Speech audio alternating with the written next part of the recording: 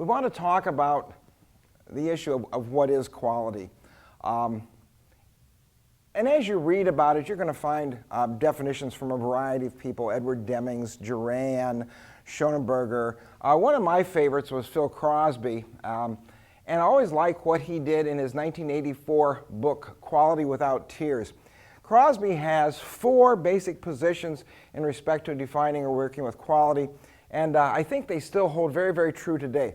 The first one, and this is the one that is consistent with virtually all of the experts in the area, Crosby defines it as quality has to be defined as conformance to requirements, not as goodness. So when we're talking about this, he uses a concept he calls drift, or do it right the first time. Now, here's where that gets a little bit clouded. From a quality perspective, we would not say that a Cadillac Escalade is a higher quality than a Chevy Cruze, or a Lexus is not a higher quality than a Ford Fusion. The issue here in terms of quality is not goodness, as Crosby is saying, but does that vehicle conform to its specifications? In other words, if it's made to specifications, then it fits the bill as a quality product. Where the confusion comes in respect to this has to do with what we call the issue of grade. And many people confuse quality with grade. Grade is a category assigned to products and services having same functional use. So the Cruze and the Lexus have the same functional use, but they have different technical characteristics. It could be from cloth seats to leather seats. It could be in respect to engine, suspension, ride, those types of things. It even could come down to the issue of what are the specifications. You would expect that the specifications for, say, fit and finish on a Lexus would probably be tighter than the specifications for fit and fitness on a Lexus or on a Cruze or a Fusion. The issue is not that. The issue is that do they adhere to those specifications? If they do, it is then a quality vehicle. So we've got to be able to separate quality from grade. Now, when we're talking about specifications, as I'm sure everybody understands, we're not only looking at a reference value, and if you think about one of the other videos where we took a look at measurement, we talked about precision and accuracy, and in respect to accuracy, we talked about a reference value. How close are you to a reference value? If I have a hole, and I would like that to be 500 thousandths of an inch in diameter, that's my reference value for that hole. However, I know that there's no way I can perfectly drill a hole at 500 thousandths inch every single time. It's going to vary.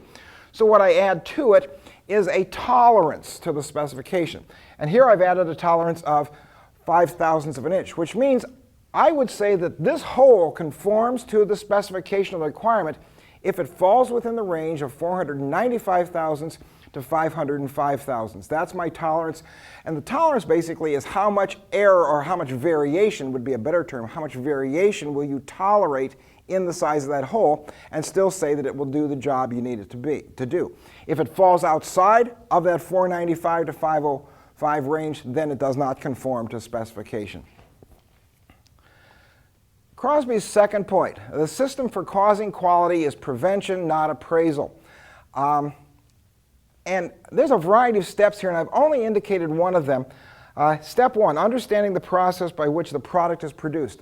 This goes back, and if you've taken a look at the video on flow charting, the focus there was understanding the process and the ability to understand it. And that's why we like the flow chart concept, is because it allows me to make sure that I clearly understand how that process evolves and moves through to create the product that I want.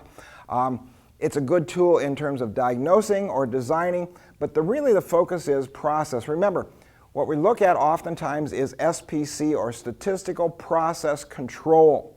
Control doesn't mean to manage, control means to monitor. And what we're doing is we are statistically monitoring the process to identify if it is consistently meeting the requirements. If it's not, we'll adjust it. Crosby's third point is performance standard must be 0 defects, not close enough. And that again comes out of his concept of drift, do it right the first time. Probably the best thing, what I think of in this is back in my younger days, I used to play a lot of racquetball. And I had a friend I played with, and he was substantially better than I was. Because of that, because that was my primary opponent, because of that, I consistently got better because I was always playing against somebody who had functioned at a higher level than I did. Unfortunately, he didn't get better playing me, simply because I was not providing the competition he needed. So what happens here is zero defects is not going to happen. You know, granted, I understand that as you're looking at systems like Six Sigma and that type of thing, we're probably talking about 3 to 4 defectives or defects per million, but it's not going to reach zero. So there's always that goal to achieve. And that's what Crosby is saying. If you have a do it the right first time objective or goal, then you will always have something to strive for and an objective to move against in respect to that. And that's what he's looking at there in terms of performance standard. The performance standard has to be up here so you're perpetually moving and having a target to approach. Finally, Crosby talks about the measure of quality is the process of non-conformance. This is an interesting one. Crosby states that you can put a dollar amount to the cost of quality, COQ, cost of quality. And he said it's real simple to do. Well, let's put it this way. It's simple to understand it as an equation, not as easy to do. What you have to be able to do is put a price of non-conformance. What does it cost when I don't conform? In other words, when I don't make this thing to the requirements, what did that cost me? Well, it cost me the materials, the labor, all the machine time, and all the time involved in making that defective or non-conforming part. Now I have to redo the whole thing over again. And if I've got a whole bunch of them, I got to redo them over. And if I ship them, that may even create more problems. So what he's saying is, you better figure out what the price of non-conformance is, and then subtract from it after you've figured out what is the price of quality. In other words, what is the price of doing it right the first time? And if we take a look at the cost of what's it cost us when we don't conform, what does it cost us to do it right, and we subtract the two, the difference then becomes the cost of quality. And like you said, you can put a dollar value to that. So in a nutshell, that's pretty much what we're looking at when we talk about quality. And like I said, the thing you're going to run into most frequently is folks who don't understand the difference between quality and grade. And if nothing else, make sure you clarify that, what we're talking about in respect to quality as a conformance to standards.